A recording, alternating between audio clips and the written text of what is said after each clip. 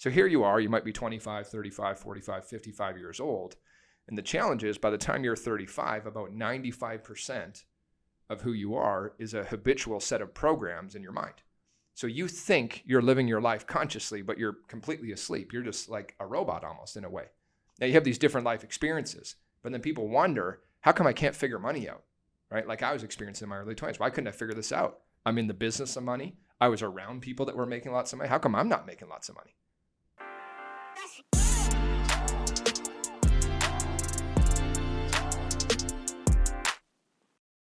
So today on the show, we have Ben Spangl. We met, I don't know, a couple months ago now. Mm-hmm. I was at the gym. He's seen a backpack of mine that had some of the 10X, the Cardone stuff, and kind of struck up a conversation there. He invited me to a mindset course he was putting on, or a conference, I guess. Yeah. I'm big on that. Mindset's been a huge part of my journey and in business and life. And so I thought he'd be a really interesting guest. I've listened to his podcast and stuff quite a bit now. Interesting guest to have on. I think mindset for any business owner, very interesting. So welcome to the show. Could you just give us the short version, kind of how you got into the space and what you're all about? Thanks for having me. First of all, I'm excited about it. I've been looking forward to it. My journey was I started in business in the insurance world, in life insurance and investments in 2007. I was 21 and I was excited about it, but I was really struggling and I wasn't getting any success in it.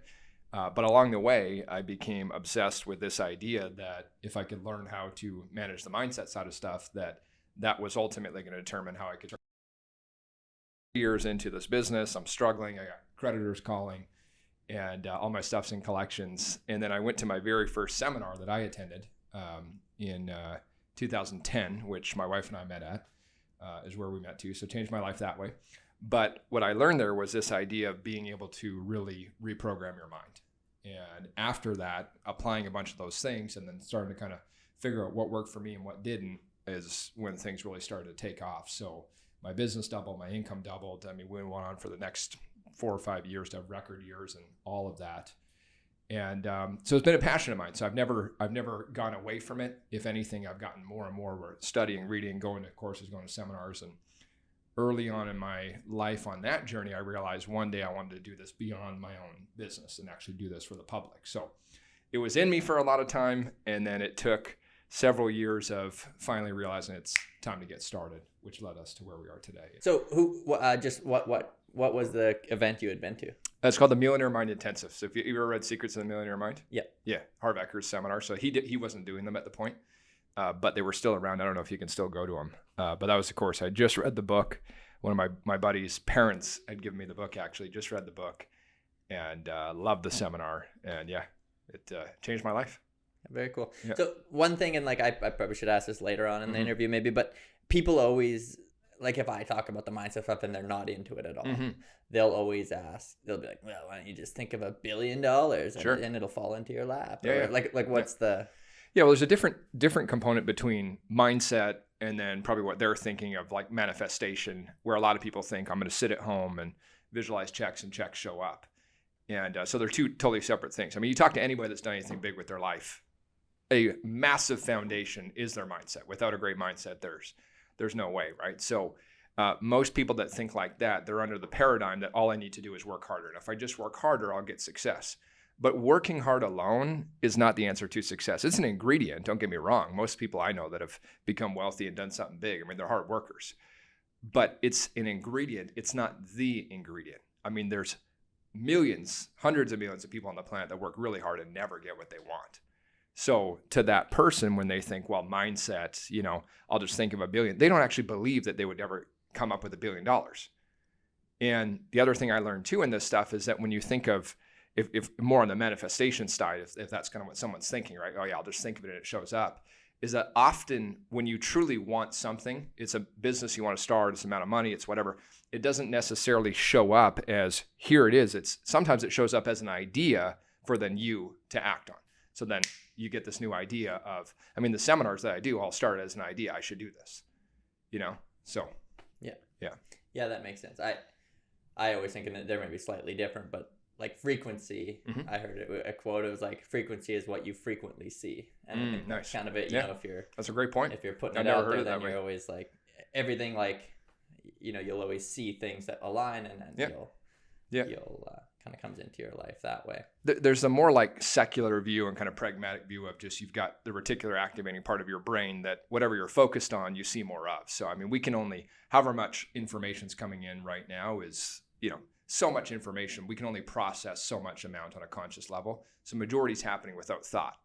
But then your reticular activating system, this part of your brain that filters in information and filters out, is based on values, preferences, desires, all that kind of stuff, where you can be, and everybody watching or listening has had this experience. You're in a busy restaurant. It's super loud, but all of a sudden you hear a conversation 5 tables away, something about it that popped out to you because it's important to you. So there's that component, but then there's the whole other side of like the energetic side, the frequency side. Yeah.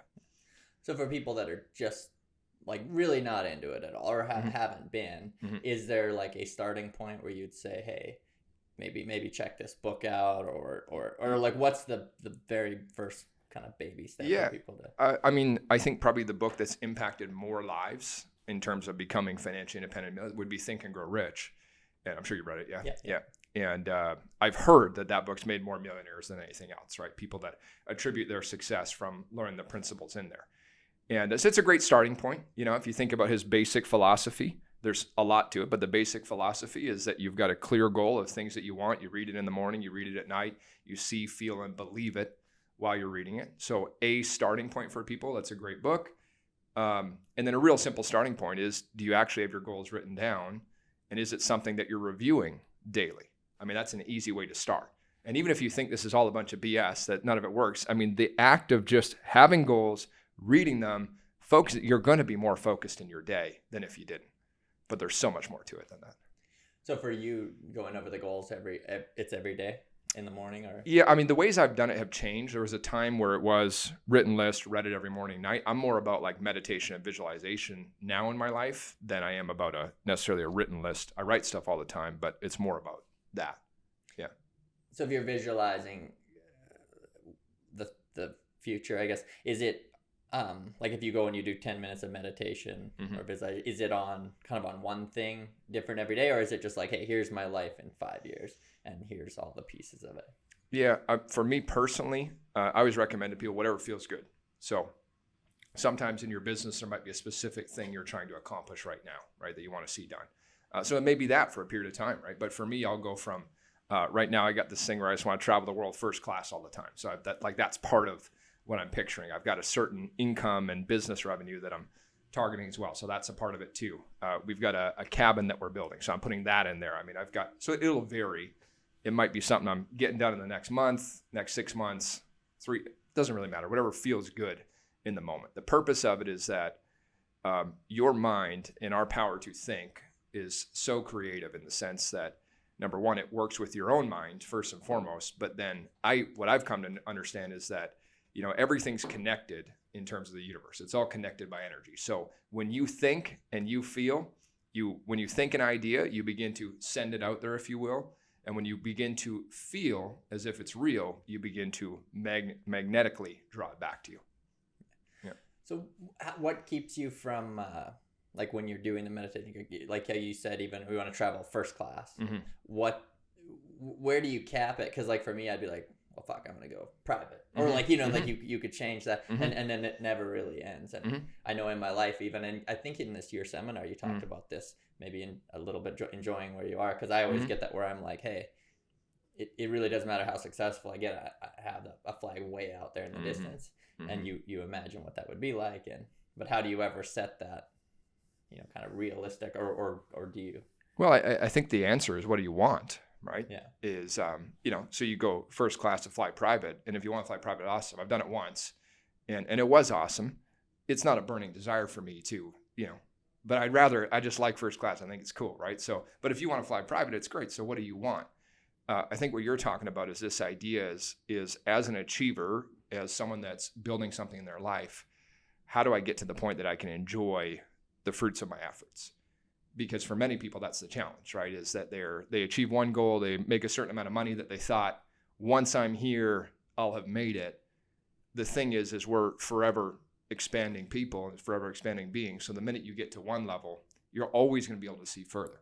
You'll always be able to go to another level. So you'll never reach a point of where you've got it all.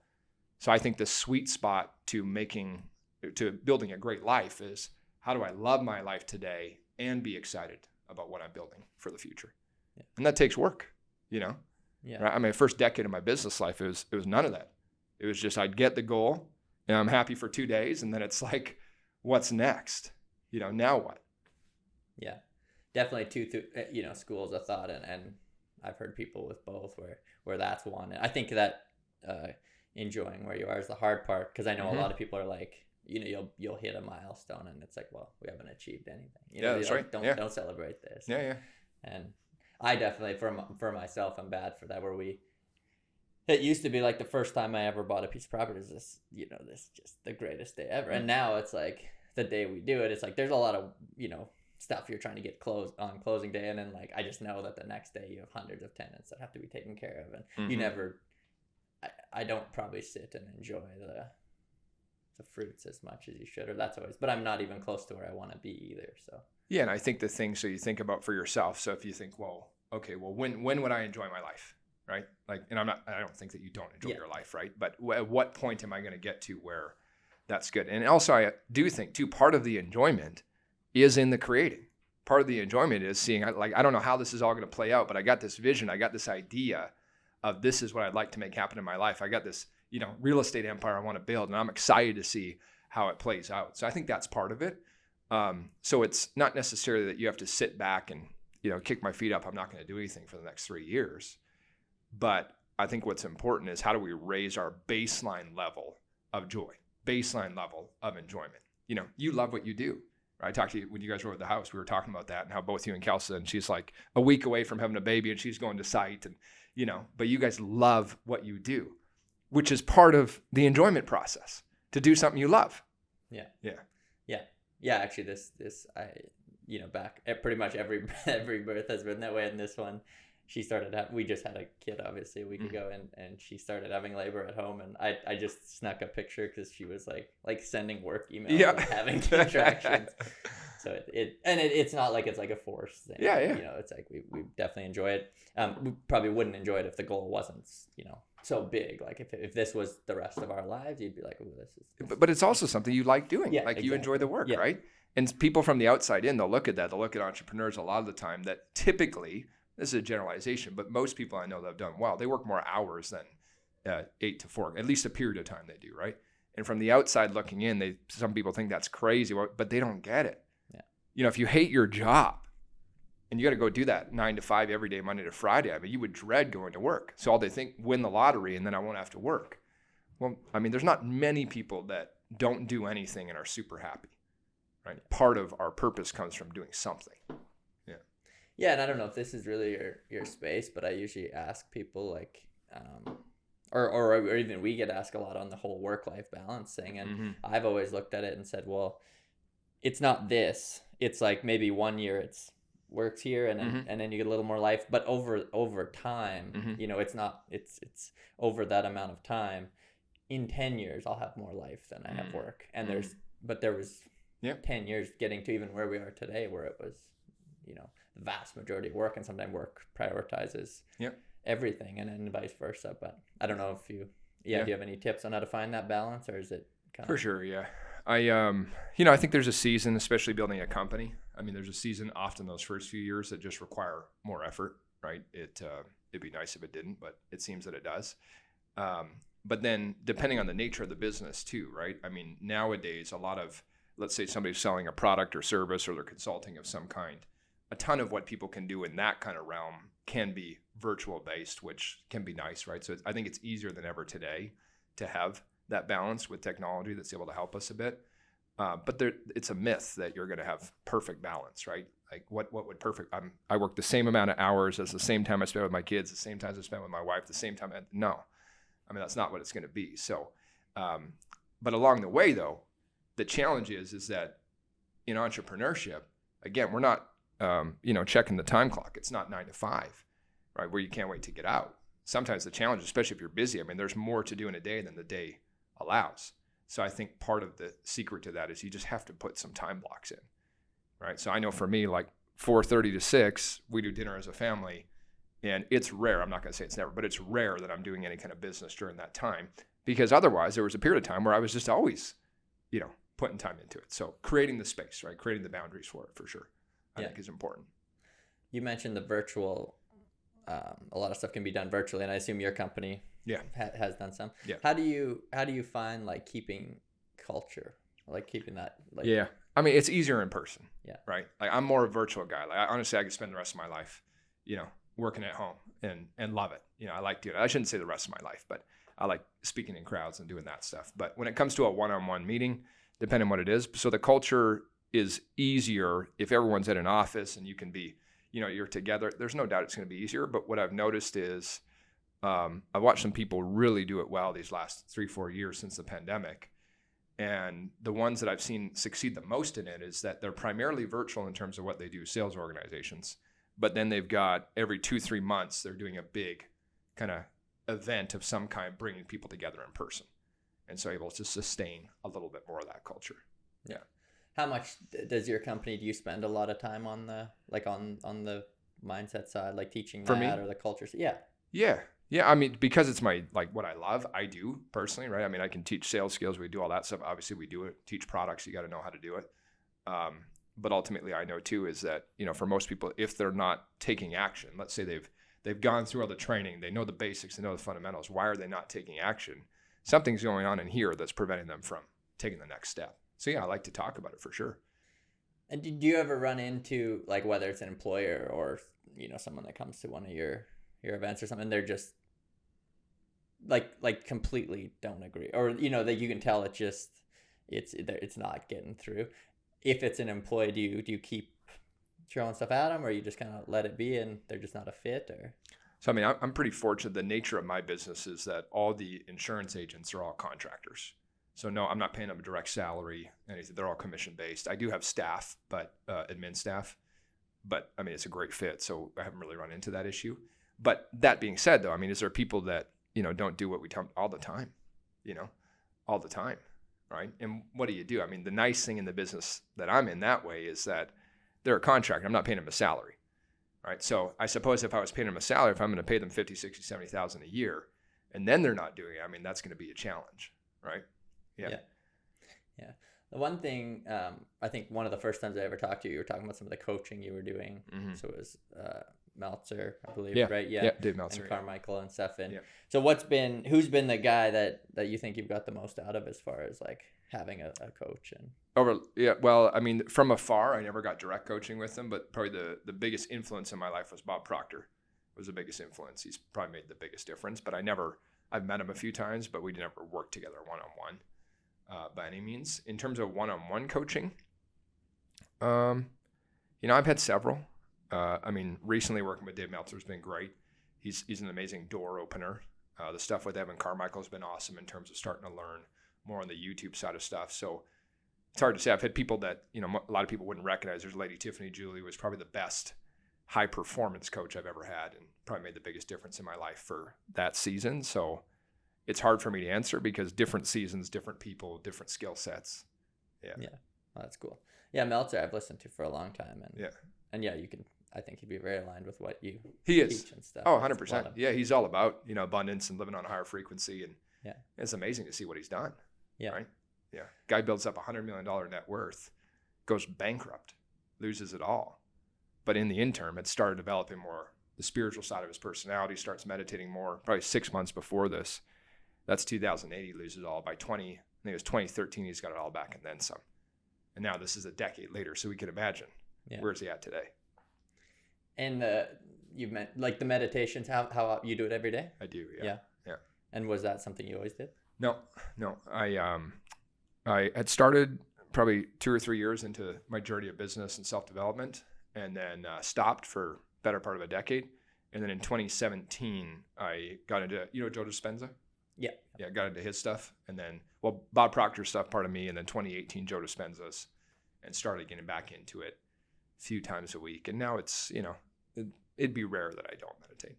Yeah. And would that be like the biggest piece for you? Is that Yeah, it's my favorite thing. If I think of like success habits, right? Everyone's got their own kind of formula beyond the obvious of doing whatever the nature of your business is, right? I mean, you guys, I don't know enough about your world, but there's certain steps that you got to take every day, which are obvious, right? In our business, you got to make phone calls, set up appointments, all that stuff. So that's pretty obvious. If you're not doing that, it's going to be hard to get, your business going. But I think for me, what are the foundations in it? For me personally, it's meditation's number one. I love to read. I'm always reading great books. And then I like journaling. I like taking the time to stop and think and reflect. And I find writing is a great way to do that. But if I can only pick one, I would pick meditation. Yeah. At this point in my life. Yeah. Yeah, that's something I have done. Don't do it Yeah. every day. Yeah. There's like certain things like that I find, I don't know why they are so hard for me to like, even like doing breathing exercises. Mm-hmm. It's not hard, Mm-hmm. but it like just mentally don't get there every day. Yeah, for sure. And it's like, well, any habit, right? I mean, you're at a point in your life, you're successful, you built what you built, and there's a lot of things that you do without thinking that are a part of it. But now if you want to go add something in, I mean, it's going to take work. Yeah. Right. Yeah. The one thing at your conference that I really, and maybe you could even just briefly talk about Sure. it if it's not too bad, but I thought was a really good description, or to get people to maybe understand, is you were talking about like, how this table's made up of atoms and Mm-hmm. your eyes can see it. And Mm-hmm. could you just give that little Yeah, how everything's yeah constructed. in your mind? Sure. People don't understand, like you can never, they don't understand how. Yeah. So the whole idea is this: is that we live in an energetic or vibrational world. So what we can sense. So this table appears to be hard.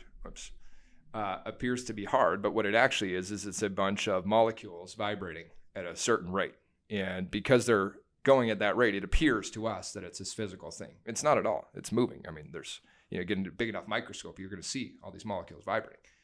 And then inside of the molecules, you've got the atoms, certain atoms that make it up. And then inside of the atoms, there's what's called subatomic particles. And subatomic particles is it's the quantum world is what they call it. The smallest spot that we've been able to see so far, science has been able to see. And in the subatomic world, it's very unique. At that level, when they look at an atom, 99.9999% of the atoms actually empty space or energy. And only 0.00001% is particle or something that you could actually see. So this is more empty space than it is matter. But what does it appear to us? Our eyes tell us it's this material thing. So all of that being said, what's the important part about that? Well, if this table is made up of energy, you're made up of energy. I mean, the air, we would say that. I mean, light is a form of energy. Everything's a form of energy. And knowing that, when we can start to understand that the entire universe is made up of this substance, this energy, what's cool about it is that when we think, we're able to influence that energy. So without getting into a mega long discussion, anyone that's interested, I mean, you go look up any of the original quantum physics and quantum mechanics. It's fascinating. They came up with what was called the observer effect. And the observer effect basically said this: when a researcher was looking at this quantum level, the subatomic level, the electrons, they were trying to figure out how would it show up? Where would it show up? They were trying to figure out the science behind it, the formula. And it would show up again. So an electron would appear under the microscope and then it would disappear. But they were trying to calculate where's it going to reappear. But they couldn't figure it out mathematically. Where it would reappear was where the researcher was looking. So the observation of the researcher impacted how the electron showed up. So here's the thought. If we have the ability to influence the subatomic world, the building block of everything that we see in existence, could we influence the physical world? It's an interesting thought. Yeah. Yeah. Yeah. Very interesting. Probably lost some people. But no, I like it. I like the concept. The other thing that I think me and my wife both took away that we really liked from the conference there was how, you had talked about how unlearning stuff, you've been taught stuff as a kid, and Mm-hmm. obviously I had a much different upbringing, not right or wrong, but I Mm-hmm. I was raised very, very religious. Mm-hmm. And you have this preconceived box of what everything is, and then you get outside of it a little bit and you're like, oh, maybe, well, that doesn't seem right, or I don't feel this way. Yeah. And then and I think on a different, with money or certain things, people have it in their head. Mm-hmm. The one that I hear, the Bible verse, the love of money is the root of all evil, Mm-hmm. right? That's not the quote. Mm-hmm. Or money is the root That's of all. right. It's the love of love money, of money, right? yeah. And where I think people misconstrue it too, because I see this all the time, is and this is just my opinion on it, but Mm-hmm. people, the love of money you can be very tight and have the love of money. And I see that a lot of times where like, if it's an experience for my kids or something, I would rather have that than have $100 sit in my bank account. Sure. And I see some people who would do anything rather than give up that. Yeah. And to me, that's the love of money that's ugly and evil. But I think people have these, these things that are just taught to you as a kid. And I think it's very, very hard when you're an adult to unlearn it. Oh, it is big time. I mean, we all, all of us had good things that happened when we were younger and not so good things. We were all taught some things that were valuable in our life and taught some things that are not so valuable today. What's fascinating about the human mind is that from the ages of 0 to 7 is where most of our habits of thought, our everything is formed, right? Why? Well, when you're a brand new baby, you guys just had a new baby the other day, right? The brand new baby, the baby cannot think yet. There's no thinking process. And the baby can't decide whether this information that's coming in is good or bad. So it's got this wide open subconscious mind. It's like this fertile land that you can plant whatever you want. Now, how does the baby learn to speak? A baby is not born speaking a language, just like a baby's not born with a specific religion. Everything is taught to the baby, and that's the programming. And so we had that in the areas of money, we had it in the areas of relationship, we had it in the areas of health, everything. So here you are, you might be 25, 35, 45, 55 years old. And the challenge is by the time you're 35, about 95% of who you are is a habitual set of programs in your mind. So you think you're living your life consciously, but you're completely asleep. You're just like a robot almost in a way. Now you have these different life experiences, but then people wonder, how come I can't figure money out, right? Like I was experiencing in my early 20s. Why couldn't I figure this out? I'm in the business of money. I was around people that were making lots of money. How come I'm not making lots of money? Couldn't figure it out. And then it wasn't until I started to understand, well, I had all these deep, at the time, didn't realize it, but these deep-rooted wrong ideas about money. I remember I was telling a story the other day, actually. I was doing a mastermind call yesterday. And when I was young, I was driving with my mom downtown, and we had this old beat-up station wagon. And we're driving past the A&W in town, the dentist in town happened to own the A&W. And I remember her saying, I don't know how old I am, maybe I'm 8, maybe I'm 10, whatever. But I remember her saying that rich bastard because he owned, this A&W and the dentist. And it didn't come back to me until I'm at that seminar. That's, where everything changed was I vividly remember this memory at that point of, oh man, no wonder. Well, why would I ever want to become rich if when I'm younger, the association is rich people are bastards? And so same thing with making money, whether it's money's the root of all evil, some people heard that, to making money's hard, etc., to seeing your parents struggle with it, whoever raised you, all that stuff was planted in the garden. And so now you want to not be broke, you want to not be struggling, but if you don't rewrite the program, to your point of unlearning, if we don't become aware of what are some of the things I learned that maybe aren't true, but then reinstall the new program, it doesn't matter how hard you work. The odds of changing are very slim because you're going up against the subconscious, which is the bigger part of the personality. 95% of who you are is unconscious. 5% is conscious. Well, who's going to win, right? Yeah. So that's just actively looking at it and trying to see it differently, or how do you get there? Well, I think awareness is a starting point. Right? Many people will stick with the idea of money. Say you're struggling with money. You're not making what you want, or you're making it, but you can't keep it, whatever it is. There's something going on the inside. There's some beliefs that were maybe not the best that were installed for you, which are preventing you from going and growing your income the way you want to. They're preventing you from having the financial success that you want. How do we know? Because at least here where we live, anybody can become wealthy. We live in the free enterprise system. You can invest in various things. You can build companies. Anybody can become wealthy. And the fact that anybody else can is proof that somebody else could too. So we have to understand the awareness of, oh, I'm not getting the results I want. So what is it that I believe about that might be preventing me? And so sometimes, go through the exercise of, if you really want to dig into it, you can think, okay, well, what did I hear about that subject when I was growing up? And you write it down. What did I see? What did I experience? And we don't need to spend too much time, but it gives you at least an awareness of, well, I guess I could see how I developed that thought process. I guess I could see why I've been experiencing that.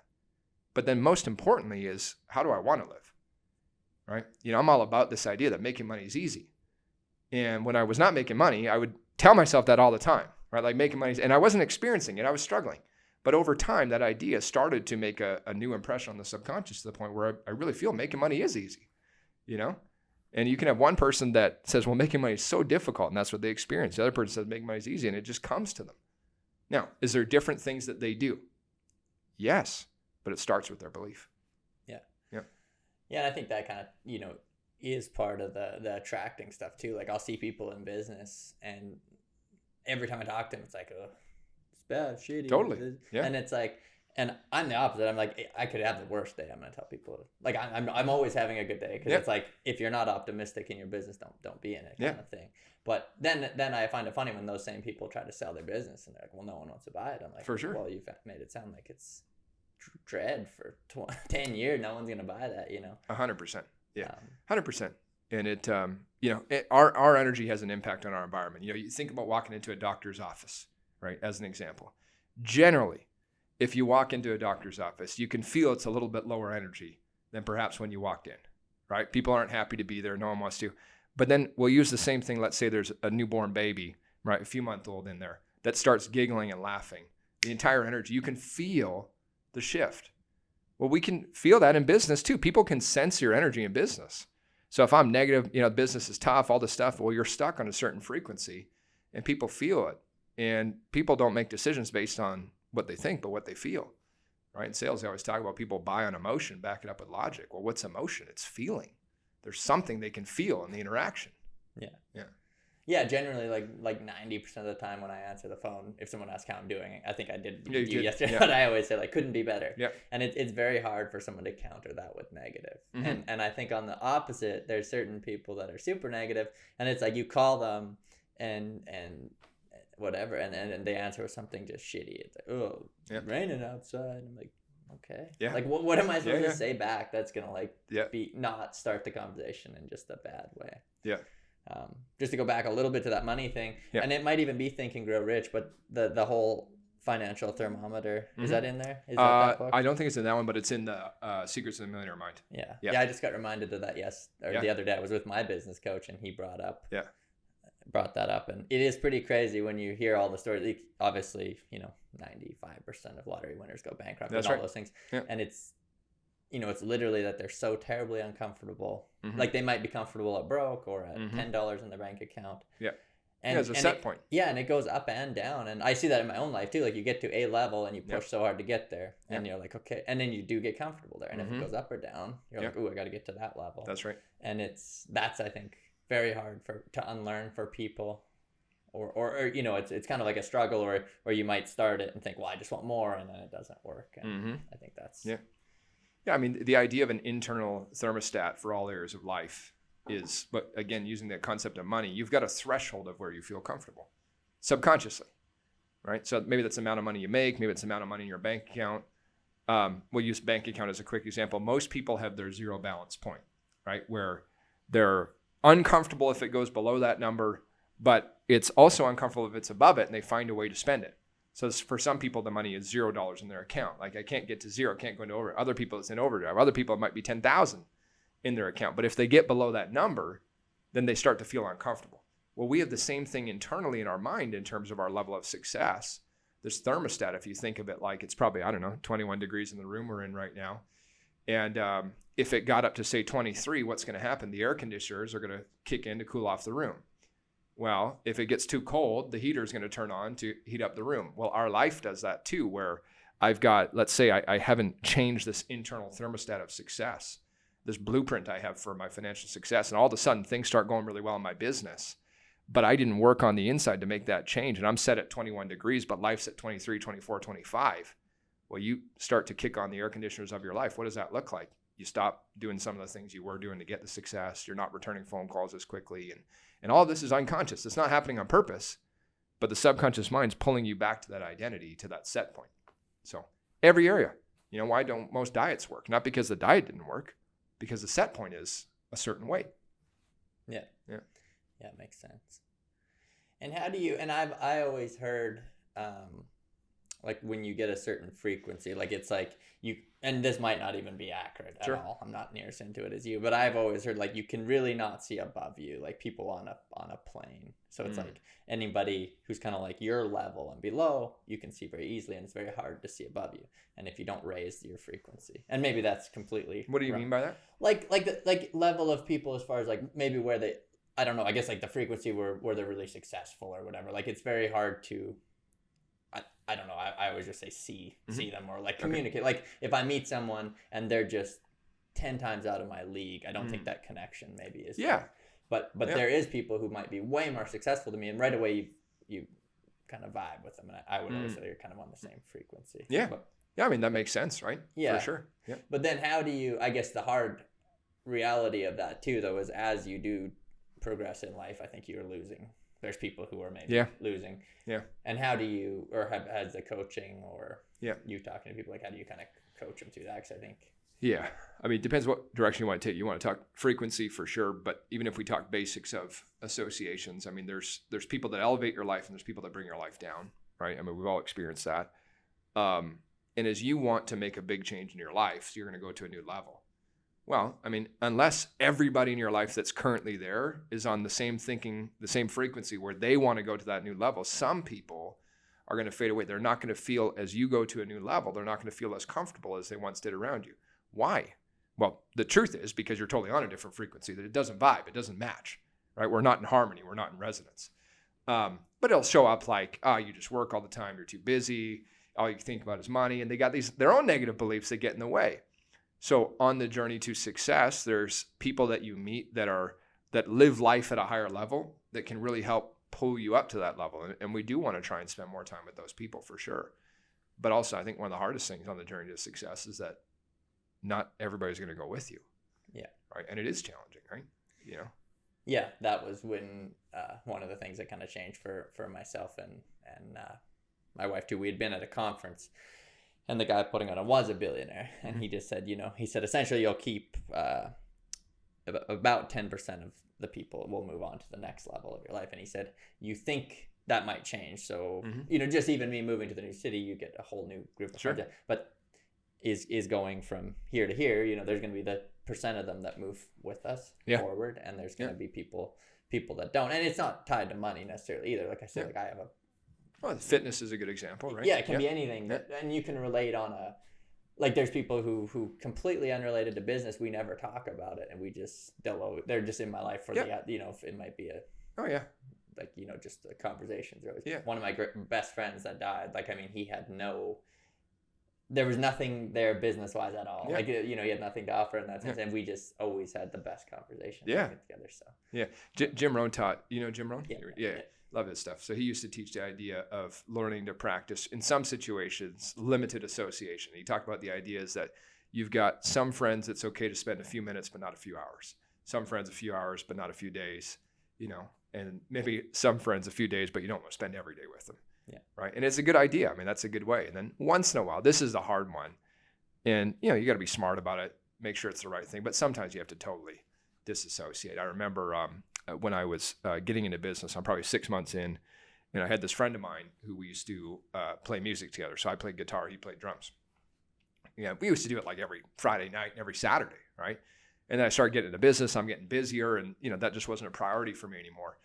And anytime we would hang out, he would always be critical of what I was doing. And, I'm wasting my time and all this stuff. And after a while, I remember talking to him. I was like, hey, dude, I'm totally fine if you're not interested in what I'm doing, but I'm not okay with you talking about it this way. So either that's going to stop or we just can't hang out anymore. And it did stop for like 3 months. But I'll never forget where we were. I know the exact intersection in Edmonton we were at on 127th Street. And we're in the car. I'm driving. He's the passenger. And he starts on my case about it a few months later. And that was the last time I saw him. Yeah, and I think that's tough for some people. It was tough for me. Yeah. But I knew either he's going to change or I'm going to change, right? Yeah. And he's probably not going to change. Yeah. And I think that's I in my life, like the people that I see that are stuck at a level, that's usually the biggest thing that they can't get over. It's like that's the the lonely part of success. And I think Andy Frisella on one of his last podcasts, he talked about that, the dark side of success or something he called it. Mm-hmm. But he said the myth isn't, he said to people always say it's lonely at the top or it's lonely. He said it's maybe there's those stretches where you move from here to here. Yeah. But he said, look at my phone. He said, it's Totally. not lonely. He No, said, it's not at all. Here's Phil Knight. And he like names all these people. Like, so, but it's shitty because you I think the block or the mental piece that gets people is it always seems like it's about money. It seems like it's right. like now I have more money and now I disassociate. Yeah. And it to get that across. It's about thinking. Yeah. Is what it is. It's about thinking. But to the average middle class person though, we have lots of crappy beliefs around money. Some things are like, all rich people do is care about money, or that's all that it is, right? That's not true. But they care about their thinking. They care about the quality of their consciousness. And the more you study this stuff, the more successful you become in life, you recognize that you become like the people you spend time with. So if we understand that, even if we don't, but now you recognize that I'm saying these words, that this is the case. Who am I spending time with?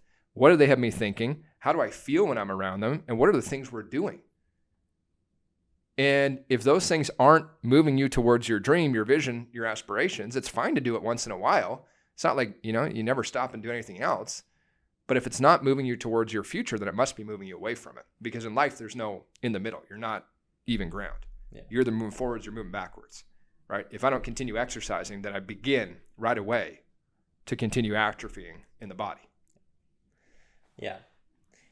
And I think too, like for me, I always want the other person to be growing too. Like sometimes totally. it just, and not that they have to. It just it feels good. You want to, yeah. Yeah. You know how much your life's changing. So I want you to have some of this. Yeah. And that's why, like, I always am. You probably know from being around, but like anybody who I know, I would love it if they invested in our company. Yeah. And it's not like it's a selfish thing that I want it in mine. It's like it's way better to go tell someone like, man, we had the best month and this and this. If they're a part of it. Totally. And when it's just me telling them that and it's like they're sitting there not doing that great, it's not, it's not the same. Yeah. And I completely butchered. I don't even know if we talked about it on the last podcast with the guest I had on, but I know prior to it, but there was I might even need someone to give it to me, but it was a Big E quote and it said, just because I'm not your friend doesn't mean I'm your enemy. I still want you to eat. It just won't be at my table. Okay. So probably completely killed it, but that was close. Cool. So I thought that was, I think that's so true and that's so hard. And even in relationships, I think people can break up and there's this hate. There's this, and it's like that person, sir, you were on the same page for a period of time. Yeah. But yeah, I mean, some people do. They come in and out of our lives, right? And you view it as a bad thing. It's just life. Yeah. Right? It's just life. And as you progress further, I know you know this, but as we progress further and further, and let's say your goal is to go further than where you are, which virtually everybody has it in their mind. Like, I would like to fulfill more of my potential. I'd like to become more. I'd like to do more. I'd like to achieve more. That's not a bad thing. It's a great thing, right? It's awesome. I mean, without that, we wouldn't have any inventions. Without that, there'd be zero progress if we didn't have that, because everybody would just sit at home and, there's nothing to do. And everything's the way it should be. But when we do that, though, some people leave our lives, but then also new people come. Like, you're a great example. It's been 2 months. I feel like it's been 2 years already, Yeah. And why did we meet that day? Random chance? I don't think so. I know there's no such thing as that. It happens by law, right? Yeah. Yeah, that's cool. I just thought of this, and we've never talked about this. I don't know if you're even comfortable talking about it, but when I mentioned that my friend that had died, the last time I ever talked to him, he died in a car accident, so it wasn't like a long, drawn-out sickness.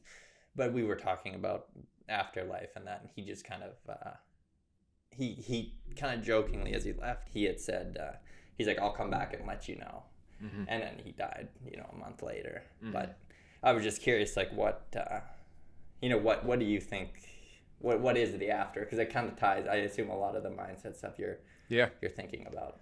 Yeah, my whole world changed a lot as all of us does. But for me, 2017, when I really started to study, I was always into the mind, but then I heavily got into it. But that led me into more spiritual studies.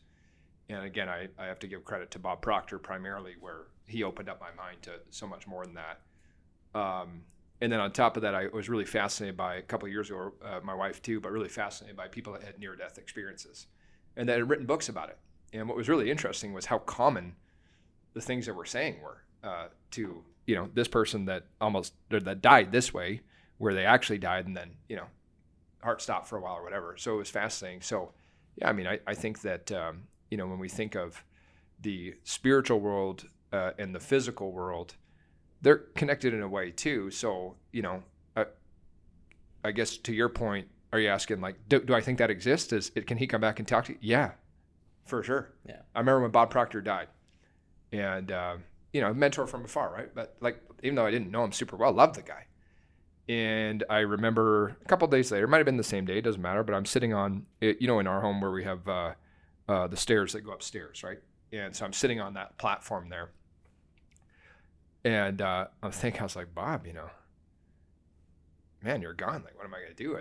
I was in talks with his assistants to get him on the podcast, and, and I heard his voice clear as day. He's like, don't worry about that. Like, you just go be you. You don't got to worry about me being here. Yeah. And, was it just in my head? I don't think so. Right. Yeah. Yeah. No, that's cool. Yeah. Not even the coming back and talking to you. He hasn't came back and let me know yet what's going on. So, but, no, I was just curious. Yeah. If you had maybe he has in a way you don't know. Maybe. Right. I was reading this book, and it was, they were talking about this one guy that was like devout atheist, that there's nothing beyond what your five senses can tell you, nothing beyond it. And his wife was getting married, and her father or grandfather had just died, and they were getting married outside of their house. And all of a sudden, there's this really old radio, like really, really old radio that had been broken.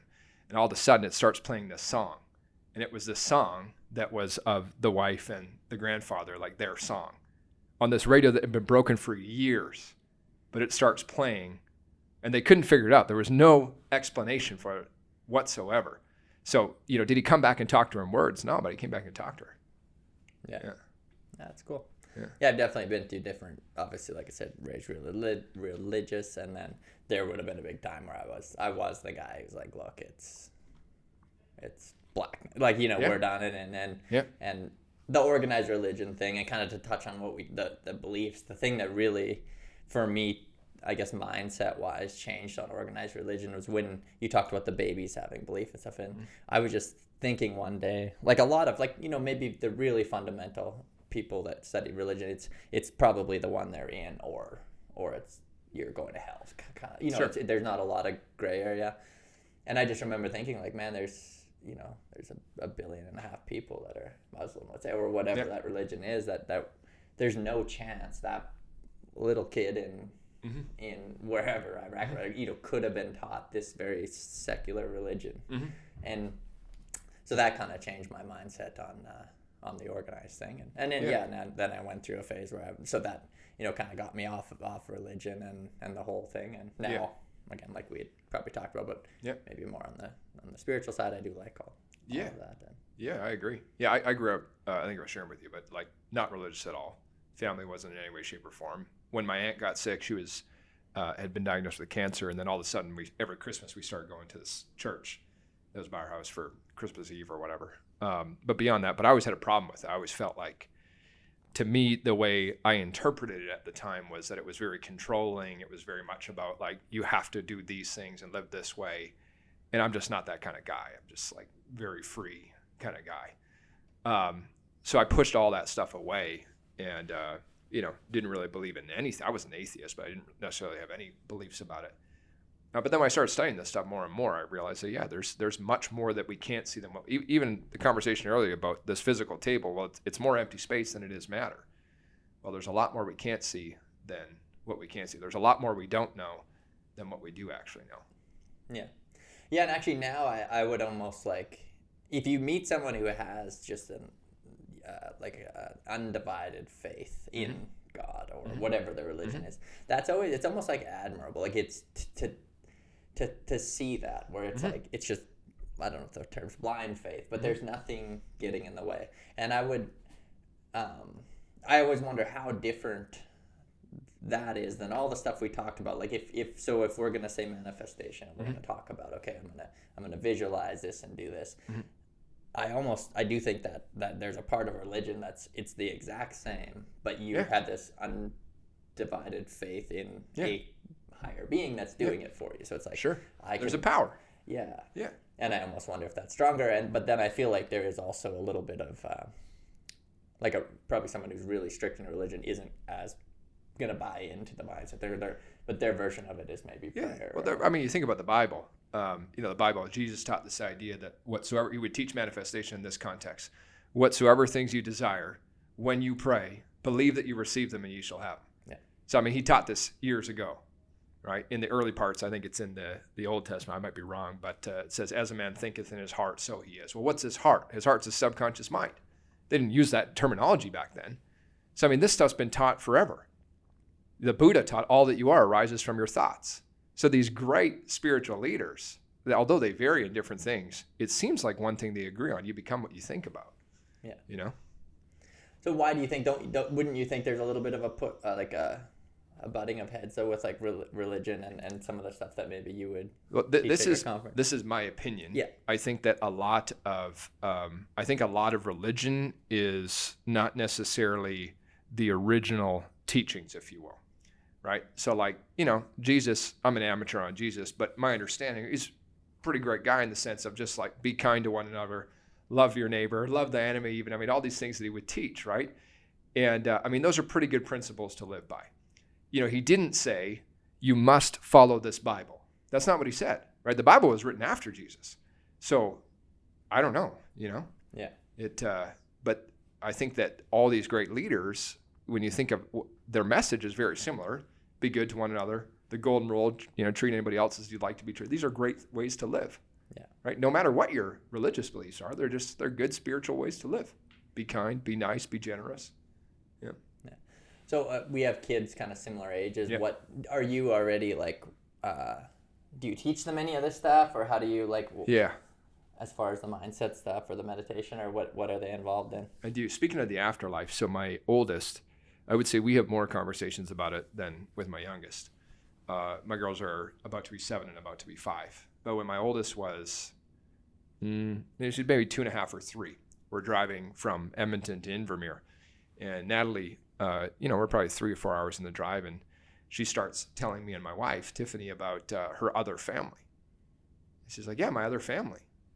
And we actually recorded the conversation. It's probably on one of our old phones. We haven't been able to find it. But I remember, oh, man, we got to record this. He goes, yeah, my other family. What do you mean your other family? She goes, my other family. The other one I had before. And she starts to describe it. She goes, yeah, I had this blue room and this and that. And for some reason, she says the word Toronto even, which I don't know where she would have heard that at that point in her life. But it was this great example of, what was she talking about? I mean, she was talking about a lifetime before the one she's in right now, which was pretty cool. So anyways, to answer your question, how do I teach them? I teach them lots about, what I would call the invisible realm, whatever you want to call it. In science, they call it the quantum field, the unified field. I'll call it spirit, source. So at home, we talk about it as spirit. So it's this like infinite presence, right? This higher power, if you will. And so we talk about that idea that everything comes from spirit, everything comes from source, and we're here now temporarily. And, when we die in this body, we're going to go back to there. And so it's kind of neat to see. I don't know if you've had many conversations with your kids about this stuff, but it's neat to see how they approach death. Not a big deal, right? Yeah. Because they've not been conditioned by this whole thing that somehow it's a big deal. I mean, we're here temporarily. We're going to leave at some point. And then manifesting, I'm all about. We're talking about that all the time. So I love pointing out stuff when they'll think of something that happens and show, look, you manifested that. So we talk about that for sure. And, I think a great question for all of us to live in our own lives, but then those of us that do have kids, is helping them think, well, what are things that you want? What do you want? And helping them focus their energy on that. The nice part being the parent, I guess you can slip some bags of candy in and you can help it. Manifesting. Yeah, exactly. You can speed up. When she was 3, maybe, we gave her this. I used to keep a goal card in my pocket. It was just whatever my top goal was, and so I would pull it out and read it sometimes. And she goes, hey, what is that? I want one of those. So I gave her a goal card. And we helped her write. She couldn't write at the time, but we helped her write it and helped her think of a goal of what would you want. And it was to go to the Wiggles. You guys ever watch the Wiggles? Yeah. So, she's got this goal card. Well, the Wiggles were coming to town. I mean, I know we're going to buy tickets for it. But she would, have this goal card for like 6 months. And I say, hey, what's your goal? And she'd go, go to the Wiggles. And then one day we were, we were going to the show and we pull up to the parking lot. And I say, hey, Natalie, do you have your goal card? And what's your goal? And she goes, the Wiggles. Well, hey, we're here, babe. We're going to go to the Wiggles right now. So, I mean, we helped manufacture that one, there's no doubt. But I want her to believe early on in her power. Because the one thing that hurts most of us as adults now is we don't believe that much. We're like, yeah, I like the idea. Intuitively, it makes a bit of sense, but it's hard because you look at your bank account right now. And if your bank account's not what you want, you look in the mirror right now and that's what you see. And so we're judging our possibilities based on our current reality. And the problem with that kind of thinking is that if you're always focused on where you are today, you're never going to get where you want to be in the future. In order to create the future the way you want to, it's got to be shaped by thinking of the future you want. Yeah. Yeah, that's one thing I'm working really hard on, like, well, with my oldest kid for sure, like teaching, like we grew up, not a lot of money, and also it was very frowned upon. So like I watched any time of, and this has changed in the religion I grew up in too, but like you could never, you weren't supposed to have anything that was showy at all and whatever. And I do think it gives a bad, maybe not an abundant mindset at all. Totally does, yeah. So I always try to, kind of teaching my kids different. And even last night I was putting Cash to bed, and he told me, he's like, I want to have lots of money. I want to be a billionaire or whatever. Nice. I said, that's cool. Like, what would you do? Yeah. And then he just had the purest things. For sure. He wanted like, he wanted to go to he wanted to go on some adventures with me, and he wanted to meteors and dinosaur fossils, or what we like. Yep. Me and him like that stuff. So like it was all just like the good side of money. There was none of the other stuff. So that was kind of cool. Have you guys taken the drum howler? We have, yeah. Cool. Yeah, and we'll probably go back. Probably every summer. Yeah. We should plan it out. We're going to go this summer. Maybe we'll do it. Yeah. Yeah, it's very cool. And even for me, it's cool. That was another thing. Like growing up, we did dinosaurs were kind of, they don't fit the timeline of religion great. Sure. So, that wasn't a big thing. So but I think it's really neat to see. Yeah. To see for sure. So for you, what's the, what's 10 years looking like? A lot of the things I'm excited about right now, and continuing to do, I do a little bit of one-on-one coaching. I don't do a lot of it just because of time, but I'm enjoying it. Yeah, it's fun doing it. So I could see myself continuing to do that, probably no more than like 5 or 6 people at a time, just the time constraints. I love the idea of like the group masterminds and group coaching. That's a lot of fun to be able to reach more people, and it's, not as cost prohibitive too. So I'm enjoying doing that. I'll continue doing that stuff. My biggest passion is the seminars and speaking. So for me, as I build over the next decade, in terms of like, what am I doing? How am I spending my time? I want to be doing them all over the world, right? We've been doing them locally recently in Edmonton. So next step is the next city. But yeah, to be able to expand all over the world, because it doesn't matter where you live. It doesn't matter where you are, what you do, how you grew up, what business you're in. The principles for creating your life the way you want are the same. They're universal. So I want to, help people understand you're the creator of your life, right? And you can have it the way that you want to, and you can learn how to understand these natural laws, these universal laws, to give you the life that you really want. That's my biggest stuff is that. I mean, I love business. I love wealth. I like those things. So like the conversations that we have, I like continuing to build that. We love travel, love freedom. But my passion though is helping people understand the true nature of who they really are. And that is unlimited, and that you can be, you can do, and you can have whatever you desire. A lot of the coaching I do right now are people that are in careers or businesses that's not really what they want to do with their life. So helping them figure, well, what do you actually want to do, and how do you go and do it? Yeah. How do you balance, I always think, we've done courses that have been free, and I've done a course that was $60,000 and anywhere in between. Yep. And I find if that $60,000 one was free, I realistically wouldn't have went. You wouldn't have went. So and you wouldn't have taken the same out of it, even if you went. I know. Yeah. So how do you balance that, wanting to help people? Yeah. Obviously they have to pay, but how much do you charge, or how do you kind of come up with that? Is it just as you grow it? Yeah. It's a good question. I mean, I've been similar, right? I mean, I've taken tons of free stuff and paid a fair bit for a lot of stuff too. I think it probably depends on, the free content. Here's the truth. In virtually every industry, you can find anything you need. All the information already exists. It's already free. Things like YouTube, things like Google, all that stuff you can pretty much get it. So what people are paying for when it comes to coaching, mentoring programs, all that stuff is how do you deliver it in a way that's unique, that resonates with them, but also condensing all of that too. There's too much information today.